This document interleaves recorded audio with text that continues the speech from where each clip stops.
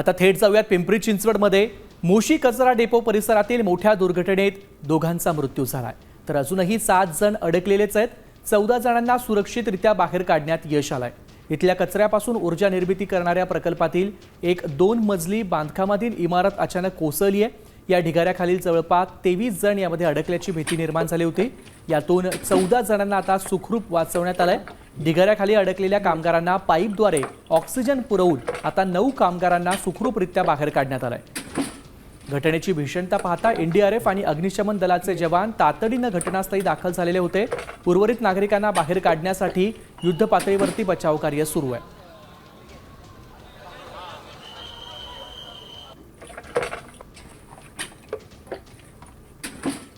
पण साहेब काय अडचणी सगळ्या येत होत्या? कालपासून आपण बघतोय 24 तास होत आलेत, अजूनही रेस्क्यू सुरू आहे।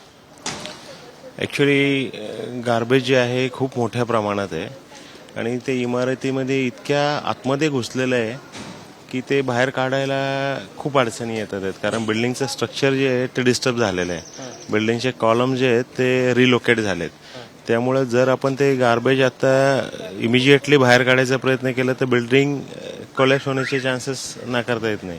गार्बेजही बाजूला करायचं आहे, कॅज्युअलिटी काढायचे आणि अपघातही होऊ द्यायचं नाही, कारण आतमध्ये अडकलेली जी लोक आहेत त्यांना वाचवत असताना आपले जे रेस्क्युअर आहेत ते अडचणीत नाही आले पाहिजे, या दृष्टीने आपले प्रयत्न आहेत आणि त्यामुळे थोडंसं ऑपरेशन जे आहे आपलं स्लो डाऊन होत आहे। आतून आता तरी रिस्पॉन्स येत नाहीये, पण जोपर्यंत आम्ही कालचा जो विषय होता तर त्या माध्यमातून जसे आवाज आम्हाला लोक देत होती त्या लोकांपर्यंत आम्ही पोहोचत होतो। आतमध्ये ऑक्सिजनची कमतरता होती, प्लस अंधार होता, लाईटच्या माध्यमातून बॅटरीच्या माध्यमातून आम्ही त्यांच्यापर्यंत पोहोचलो।